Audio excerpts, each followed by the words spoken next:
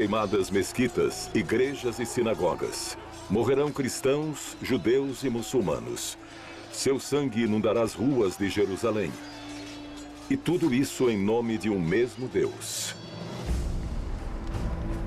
Pois todos vós apropriareis de suas palavras, as manipularão, as distorcerão e as deturparão, convencidos de estarem livres de terras santas. E os iluminados convencerão a milhares de desgraçados que matarem fiéis lhes renderá sua salvação. Os imperadores, os sultões e os reis desatarão a ira de seus exércitos.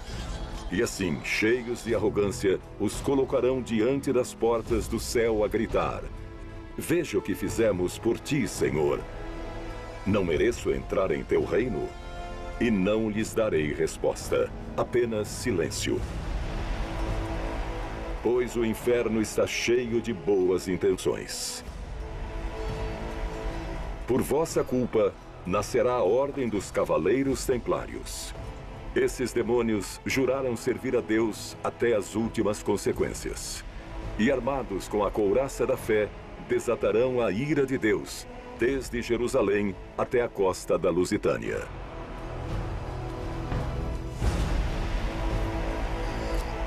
Maio de 1136. A terra da Palestina e a Península Ibérica tornaram-se um eterno campo de batalhas. A meia-lua do Islã e as cruzes cristãs semeiam todas as fronteiras com cadáveres. A morte os esperará em todas as partes. Mas se sois prudentes em todas as partes, vós também a esperareis.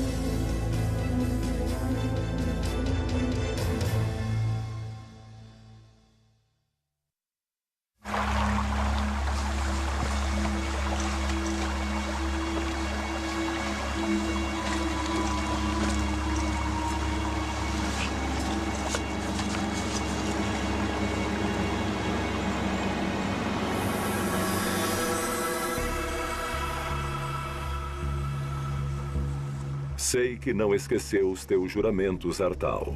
Assim, fazes fugindo. A ordem direta de um superior poderia fazer que um dos melhores cavaleiros que já serviu na Ordem do Templo se encontre nessa vergonhosa situação. Então, diga-me, pequeno Artal, que ordem é essa que com tanto empenho se dedica a cumprir? O que escondes nesse fardo andrajoso? Que segredo é tão valioso a ponto de entregar tua vida antes que caia em mãos do inimigo?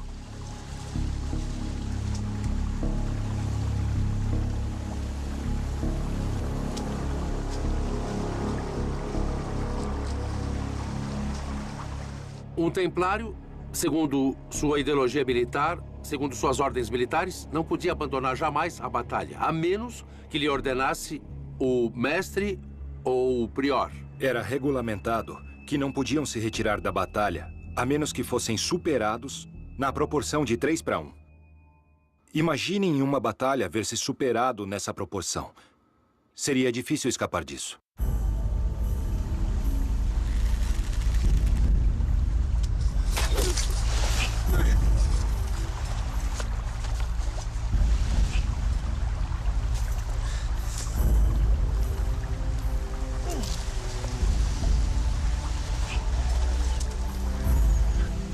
Deveria ser muito selvagem para que sobrasse um único templário em pé no campo de batalha. Os caçadores sarracenos conseguiram hoje uma deliciosa presa. Mas conseguistes despistá-los. Mas vão te cercar, examinarão minuciosamente teu corpo e limparão o sangue de suas adagas com teu hábito branco. Tens certeza do que vais fazer, Artal? Tens certeza de querer entregar sua vida para cumprir uma ordem estúpida?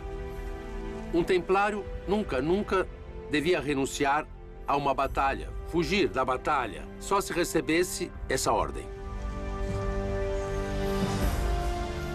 Não é a primeira vez que... Depois de tudo, Deus nunca se dignou a falar contigo diretamente. Ou o fez?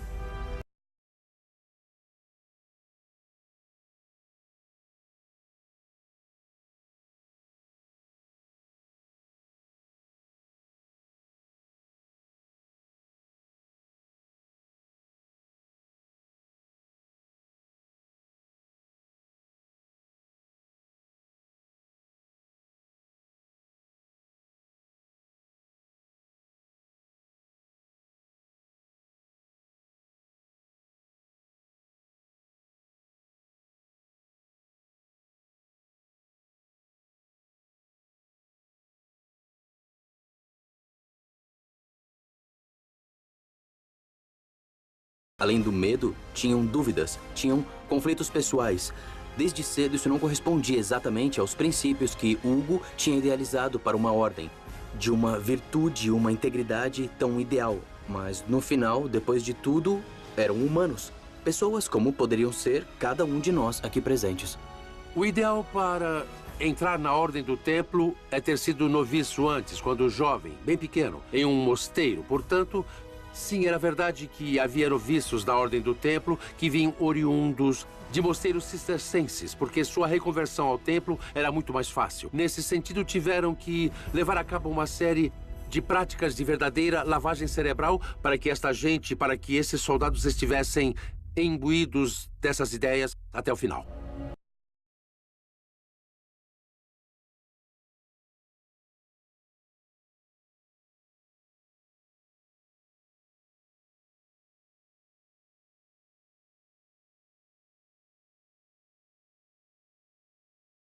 No dia em que fizestes teus votos como cavaleiro, juraste servir como o mais pobre e humilde dos mortais.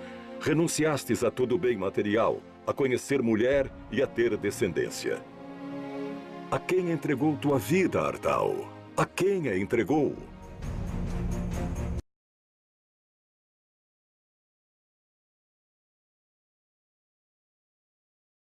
A ideia de entregar a vida por uma causa maior tem muito que ver com a forma de entender a vida presente. Se aquele homem vivia a tensão da vida temporal, digamos, desta vida, e ao mesmo tempo da transcendência, e era um homem profundamente crente, pensava que esta vida era apenas transitória, apenas um caminho, algo passageiro, como uma via para ganhar a outra. Eles se consideram potencialmente mártires. Fala-se dos frades, definidos como aqueles que são capazes de derramar o seu sangue até 7 vezes ao dia. Logicamente, isso pode acabar em martírio, e é algo que eles sabem que pode vir a acontecer. Portanto, desse ponto de vista, o martírio era entendido como sacrifício supremo para alcançar a outra vida que era perdurável e era a verdadeira vida.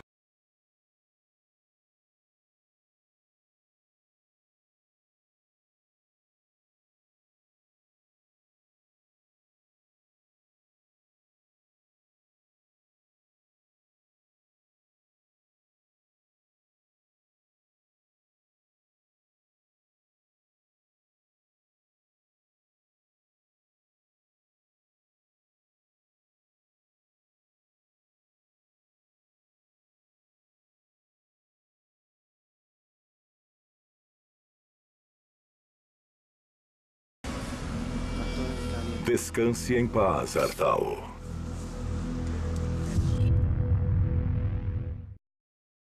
Que estariam absolutamente convencidos. Para começar, acho que há que se estabelecer uma diferença. São os homens que querem morrer nos campos de batalha. As mulheres são deixadas cuidando da casa e dos filhos, sabe? São esses os papéis da natureza. E que se conste que não é por nada. Eu não sou machista nem feminista. Eu limito-me a ter bom senso e ponto. Mas a verdade é que os que querem a guerra são vocês, os homens. São os homens que fazem a guerra, os que têm ambição desmedida, sem culpá-los, porque não há culpados, certo? Somos biologia e história, não há muito mais. Mas a mulher não quer morrer no campo de batalha de forma alguma. Eu, pelo menos, tenho certeza absoluta disso.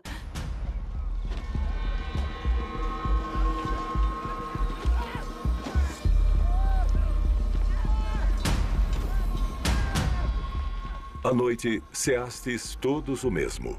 Um mingau cozido demais e um pesado cordeiro que não consegue dar sabor. Se algum de vocês vão se lembrar desta ceia como a mais saborosa de toda a sua vida. Deixa-o aí. Não estão em condições de amparar mais feridos. Já restam só 20 homens em pé. E no final do dia, serão muito menos.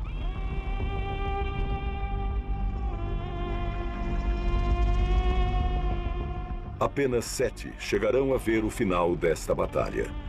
5 desgraçados com muita sorte de que ninguém voltará a falar. Um herói e um rei.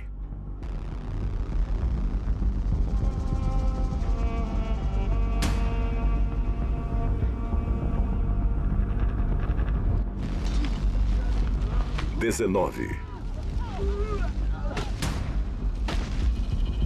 18.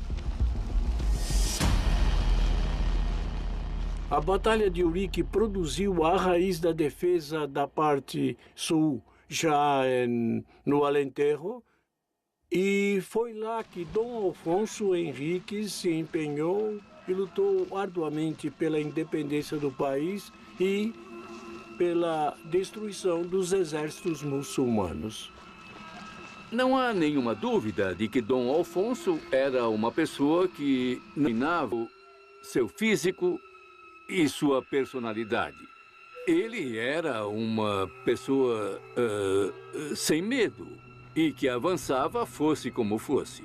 Naquele momento, ele avançou atravessando o Alentejo com um exército não muito numeroso. E, segundo a lenda, se defrontou com 5 reis muçulmanos. Tiveram que juntar 5 reis para fazer frente a Dom Afonso Henrique. Aquilo não parecia muito bom. Assim, Dom Alfonso teve que se retirar. A importância militar da batalha devia-se ao fato de Dom Alfonso, que estava a essa altura praticamente na linha do rio Môndego, Coimbra, avançar por um território inimigo até o Alentejo. Cruzou o Trarro e chegou até o Baixo Alentejo, praticamente junto ao Algarve. Isso foi uma façanha bélica extraordinária. Lembremos que não existia transporte rápido. Lembremos que os muçulmanos com certeza estavam incertos sobre os movimentos da tropa cristã. Partiram de madrugada com a intenção de desfechar um golpe rápido no inimigo. Nada que representasse grande risco. Rapinar alguns cavalos, queimar alguma granja. Ninguém teria adivinhado que 5 contingentes almoravides os estariam esperando. Destroçaram vosso pequeno exército e não vão parar enquanto a cabeça do conde de Portugal não acabar espetada em uma de suas lanças. E aqui estás, Alfonso, em meio a esse pesadelo, fugindo para se salvar. Tua vida depende desses 17 homens. Assim, trate de mantê-los unidos e, sobretudo, não perca mais nenhum. O castelo de Soure, essa magnífica fortaleza que tua mãe doou aos cavaleiros, não muitas léguas de distância. Terás de sacrificar a um de teus cavaleiros, pedir que lhe corra como um demônio, atravesse a linha sarracena e chegue com vida para pedir ajuda aos templários.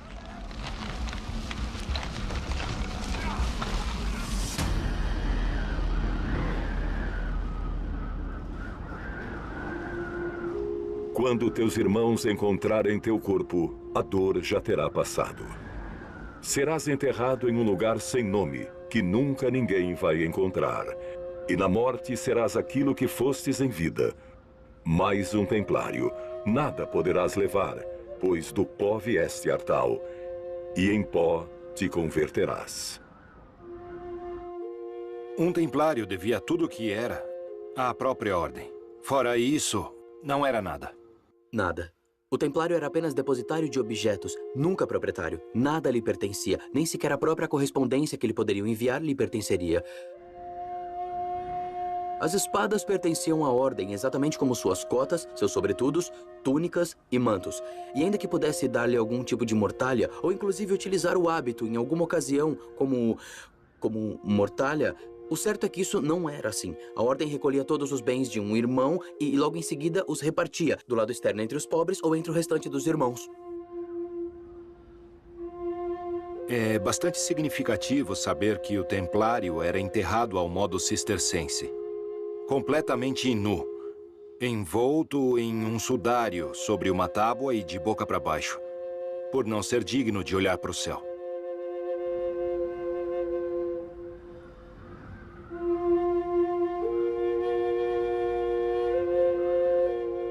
Quando um soldado, um monge, morria no campo de batalha, lutando por Deus, ele era perdoado por todos os seus pecados.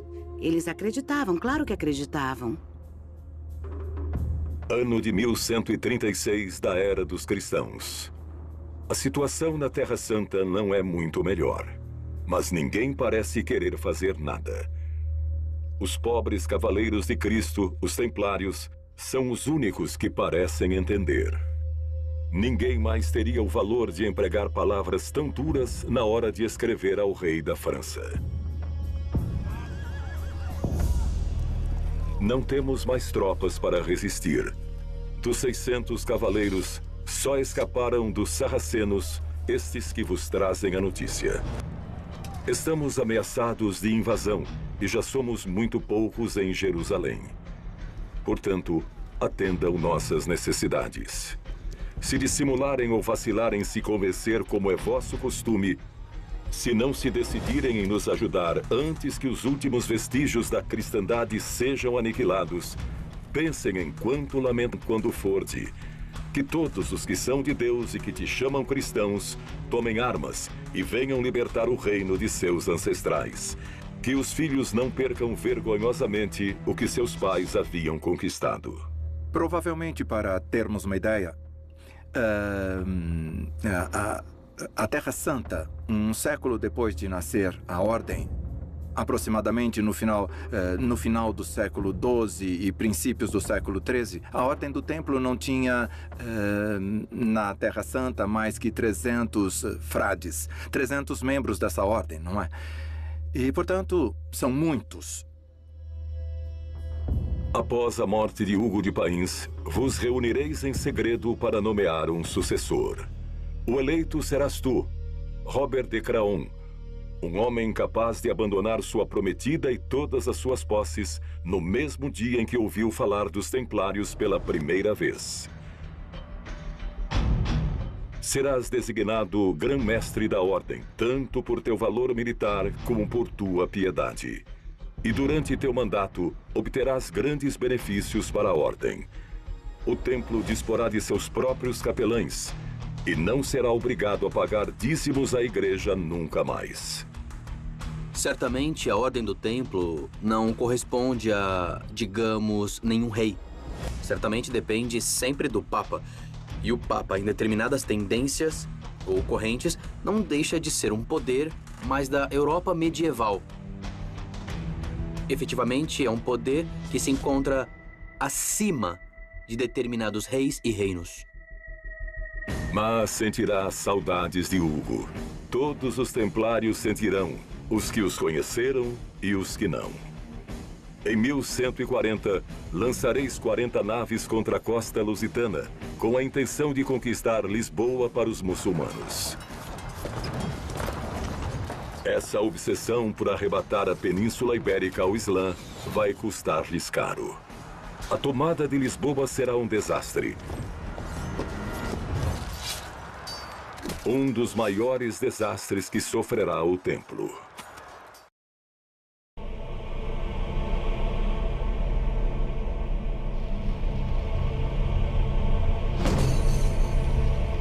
Dizem que antes de uma batalha, o medo provoca um desagradável cheiro de vômito. Mas essa sensação desaparece logo que matas o primeiro de teus inimigos. Ou ele mata você. Faz frio e estáis cansados. Levastes tempo demais resistindo, e as papas fazem estragos em vossos agitados estômagos. Nem sequer pensem em render-se, pois eles não teriam piedade se o fizeres. Segundo reza a lenda, o exército muçulmano era muito numeroso. Dizem que havia 5 reis muçulmanos. É normal, é normal. Porque naquela altura já havia reinos de taifas. Quando pensamos em reis, pensamos, em geral, em reis poderosos e com exércitos enormes. Mas o normal é que aqueles 5 reis correspondessem a 5 cidades relativamente pequenas. Os cavaleiros cristãos se esforçaram e lutaram com valor para destruir essa ameaça muçulmana. A batalha em si deve ter sido uma façanha bélica extraordinária. Dom Alfonso Henriques escolheu um local de onde podia ficar em vantagem. Esse local ainda existe e fica no Alentejo. Chama-se Cabeça do Rei. E era uma colina que, evidentemente, o exército inimigo não tinha muita alternativa senão subi-la para enfrentá-los. Não vamos pensar nos exércitos medievais como esses que às vezes aparecem em filmes, com essas multidões. E os exércitos na Idade Média eram exércitos reduzidos.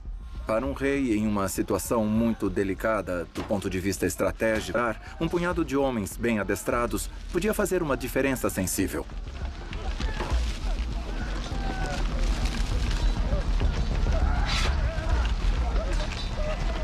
Não se descuide da retaguarda, Alfonso. Por mais que queira se apressar, não vai chegar muito longe sozinho. Este monte está infestado de sarracenos. 5 exércitos tentam vos caçar. E Carmens fica afastado mais de 2 palmos, se converte em pasto de massas e espadas almoravides.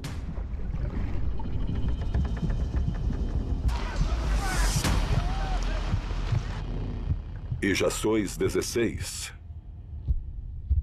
O fracasso das cruzadas é muito bem percebido nas crônicas do mundo muçulmano da época, que era um mundo bastante desenvolvido também.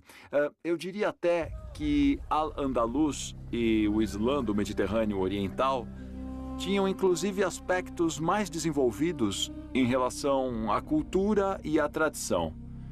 Basta dizer que, se não fosse por grandes intelectuais do Islã, não teriam chegado até nós algumas das obras de Platão, por exemplo. Assim, tiveram grande importância como fio condutor de uma cultura que eu chamaria de mediterrânea. Deixa-me contar uma história. Escutai, e com um pouco de sorte, aprendereis algo. Um dia, um governador cristão escreveu a um sultão para rogar-lhe que enviasse um médico para tratar de alguns casos urgentes. Os árabes escolheram um doutor chamado Tabet. Este só afastou-se alguns dias e logo retornou. Todos queriam saber como ele havia conseguido curar todos os enfermos tão rapidamente e o encheram de perguntas. Tabet relatou: trouxeram ante mim um cavaleiro que tinha um abscesso na perna e uma mulher que sofria de esgotamento. Para o cavaleiro, apliquei um emplastro na perna. O tumor se abriu e melhorou. Para a mulher, prescrevi uma dieta para melhorar a disposição. Mas então chegou um médico franco, muito irritado. Ele gritou: esse homem não sabe tratá-los. Me afastou com um empurrão e perguntou ao cavaleiro: o que preferes? Viver com uma só perna ou morrer com as 2? O cavaleiro responde que preferia viver com uma perna. O médico ordenou que trouxessem um soldado forte e um machado bem afiado. Ante meus olhos, o soldado deu uma machadada na perna e o cavaleiro morreu quase de imediato. E quanto à mulher, o médico franco a examinou e disse: tem um demônio na cabeça. Cortem-lhe os cabelos. E foram cortados. Pegou uma navalha de barbearia e fez uma incisão em forma de cruz. Deixou o osso da cabeça descoberto e o esfregou com cal. A mulher morreu imediatamente. Então eu perguntei: não precisam mais de mim? Disseram que não. E eu voltei depois de aprender muitas coisas que não sabia sobre a medicina dos cruzados.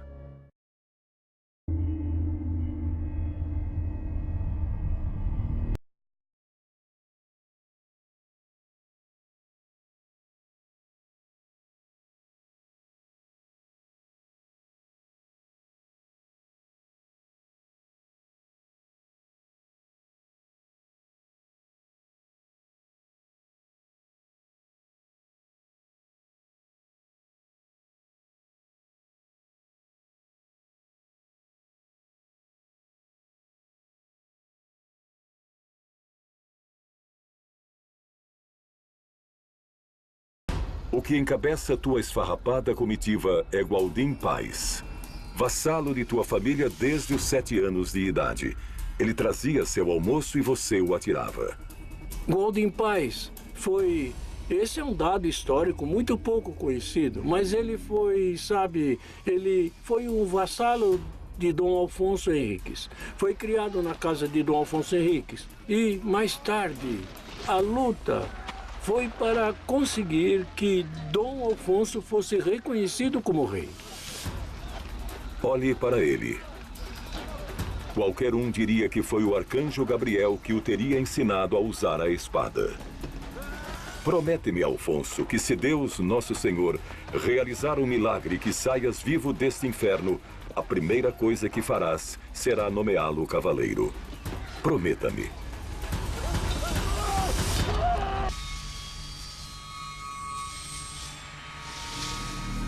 Esse pateta acaba de perder um de teus estandartes.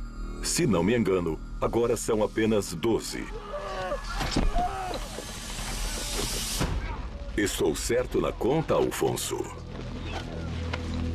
Há quem não acredite na Batalha de Eurique. Há historiadores que não acreditam nessa batalha e dizem que tem um valor simbólico. Há quem diga que a história é toda verdadeira. Não, ora, vamos ser um pouquinho sérios.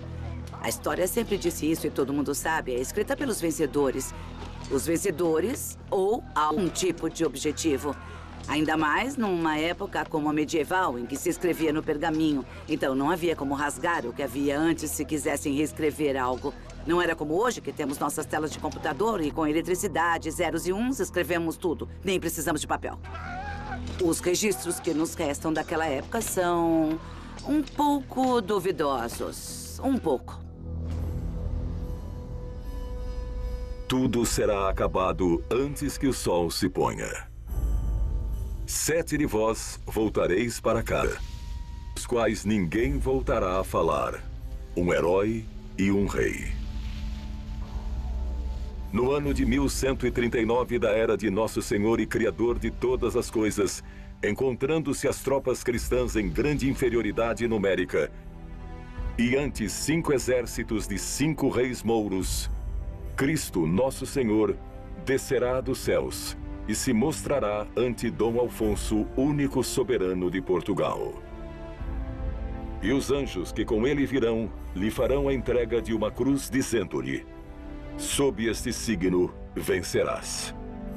Eu diria que é a tradição de Eurique, porque se trata de uma batalha e de uma tradição associada a uma batalha. Acho que é essa batalha que marca o início mítico de Portugal.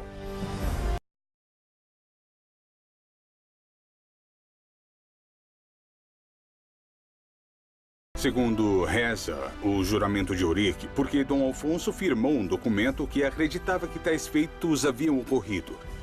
Jesus havia aparecido e havia lhe garantido que ele venceria a batalha. Também lhe garantiu que sua descendência sairia sempre vitoriosa até a 16ª geração. Bom, essa é a história da batalha. Mas esta tradição é a origem da nação portuguesa. Que o Estado português tinha, digamos, uma origem divina e que, inclusive, o seu primeiro rei recebe a bênção do próprio mestre espiritual, ou de Deus, ou de Jesus Cristo. E tem outra característica muito interessante. Quando se diz que Portugal é um país muito católico, que não se enganem os ingênuos, porque a Batalha de Eurique e a tradição de Eurique é a demonstração de que não somos um país católico. Somos um país cristão, mas não católico. Porque Dom Alfonso recebe a aprovação como rei diretamente de Jesus, não do Papa. Esta tradição significa isso. Nos encontramos diante de uma nação que recebe sua legitimação não da igreja, e sim do próprio Jesus. Não interessa se é mentira, verdade ou milagre, tanto faz.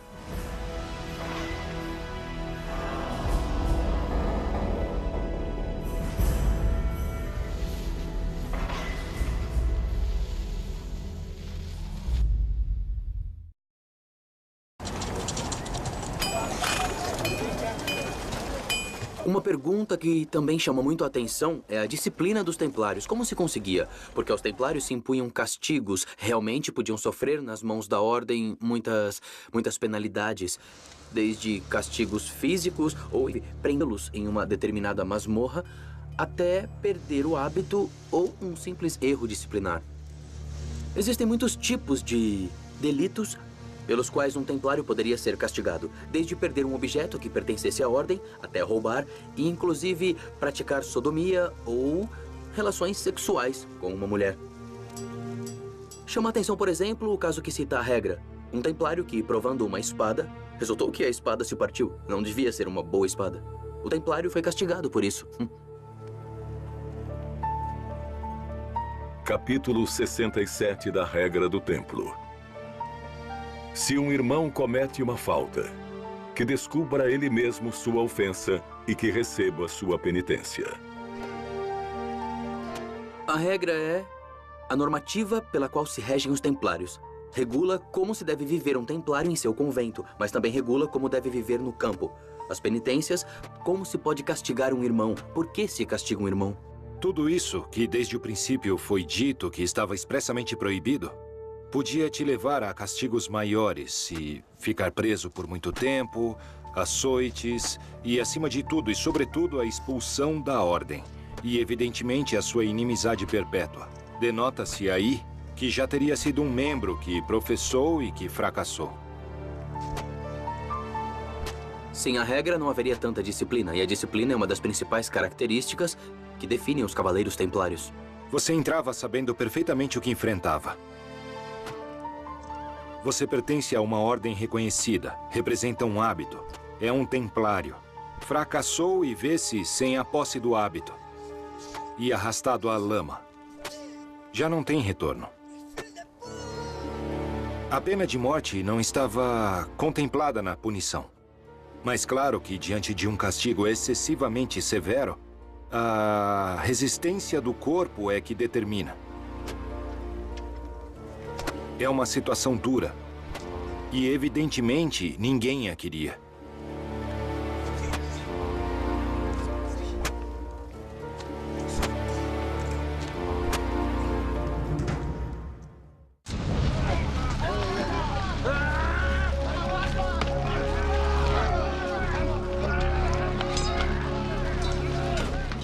Vejo que ainda respiras, Alfonso, e que ainda se mantém de pé 9 de teus homens. 8. E se te disser que só tereis que suportar uma última investida dos almoravides? E se te contasse que aquele cavaleiro que enviaste em busca de ajuda conseguiu chegar até o castelo de Souri, e que os estandartes do templo logo cruzarão este bosque e farão que todo o exército muçulmano fuja, vitimado pelo pânico? Isto sim seria um milagre, não é? Nessa batalha, participaram templários. Sabemos que alguns faleceram nessa batalha. Sim, sim. Os templários também ajudaram muito, sabe? Ajudaram muito nessa batalha e também em outras. E em todas as batalhas que se viu envolvido Dom Alfonso Henriques contra os muçulmanos, os templários estiveram ao seu lado, sempre o acompanharam. E o fizeram lutando com coragem, o que se tornou uma grande ajuda.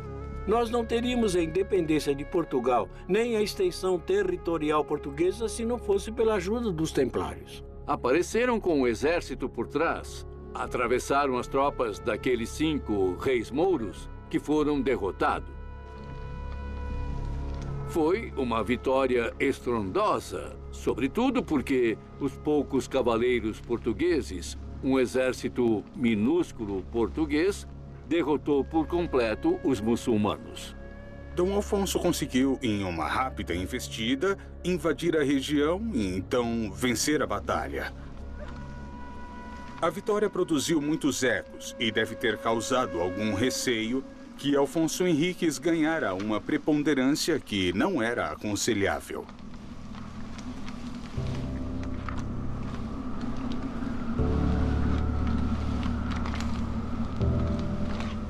Prometeste-me que se ao término do dia ainda estivesse vivo, armarias cavaleiro a Gualdim Paz, o melhor de teus homens. Assim, cumpra tua promessa.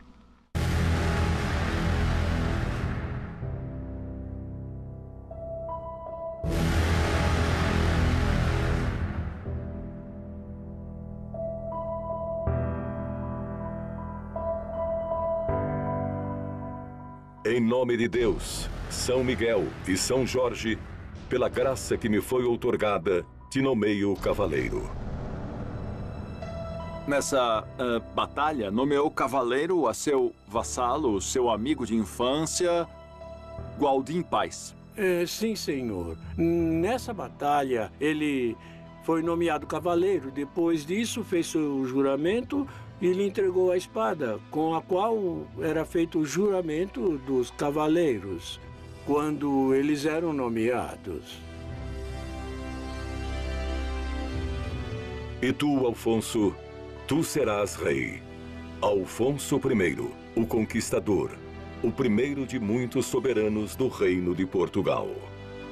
O título de rei aparece a partir de Ourique. Por isso Ourique é tão importante. E passa a ser o governador do condado português. Havia acabado com 5 reis muçulmanos. Começou a se chamar de rei e todo mundo a chamá-lo rei. A partir desse momento, ele já se considera rei, porque essa foi a vitória que o consagrou na época. A Ordem do Templo assentou-se em Portugal no momento em que Portugal estava vivendo um processo de fundamentação de sua independência política. Então, contar com um recurso que dependia dessa monarquia nascente e que, em último termo, significava de alguma maneira a bênção papal da presença dessa ordem que dependia, em último termo, do Papa e, portanto, da existência política desse rei que se constrói com esse instrumento que é a Ordem do Templo. E sabemos que Alfonso Henriques, o primeiro rei de Portugal, teve um interesse especial em ajudar, em desenvolver, em fazer doações a favor da Ordem do Templo e contou com a colaboração ativa dos templários em seus distintos marcos reconquistadores. E não vamos esquecer dos marcos da construção da independência do Reino de Portugal. A importância que tem o conceito de ordem militar em boa parte e, sobretudo, a importância que tem para os reis é que as ordens militares, o templo em primeiro lugar, que é o arquétipo de todas, antes de tudo conformam um exército profissional. Em primeira mão, antes que existissem exércitos profissionais, é uma força permanente, coisa que no exército na Idade Média não era conhecida dessa maneira. E, além do que, um exército permanente ligado por votos religiosos, o qual quer dizer que a disciplina e a hierarquia se respeitaria. Eventualmente, se deveria respeitar de uma forma muito especial. Daí a importância que tem as ordens militares e daí a importância que tem para os reis.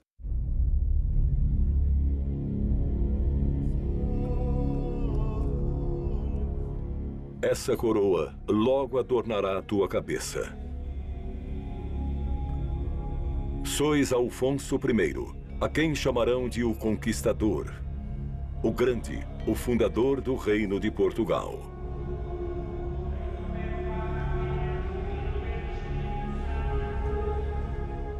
Teu reino nascerá muito antes de que o Papa de Roma e os vizinhos da coroa de Aragão se dignem a reconhecê-lo. Mas quem necessita o beneplácito de Roma, quando Cristo, o Filho de Deus Todo-Poderoso, foi quem decidiu que tu, e não outro, devia reinar? Quem necessita do apoio da coroa de Aragão, quando tu tens a tua própria? Essa coroa é tua. Tua e das muitas gerações que estão para chegar. Ainda se passariam 40 anos antes que o Papa reconhecesse o Dom Alfonso Henriques como rei, mas reconheceu.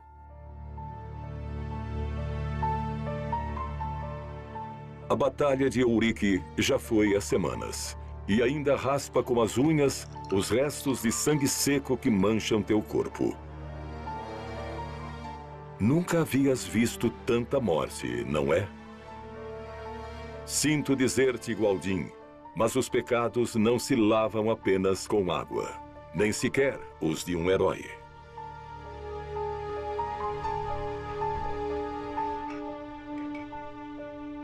Tua decisão é firme, e ninguém ousará convencer-te do contrário. Hoje partirás para a Terra Santa para te entregares a serviço da Ordem do Templo. Lá passarás 5 anos combatendo por Cristo Nosso Senhor e purgando teus pecados com muitas mortes mais.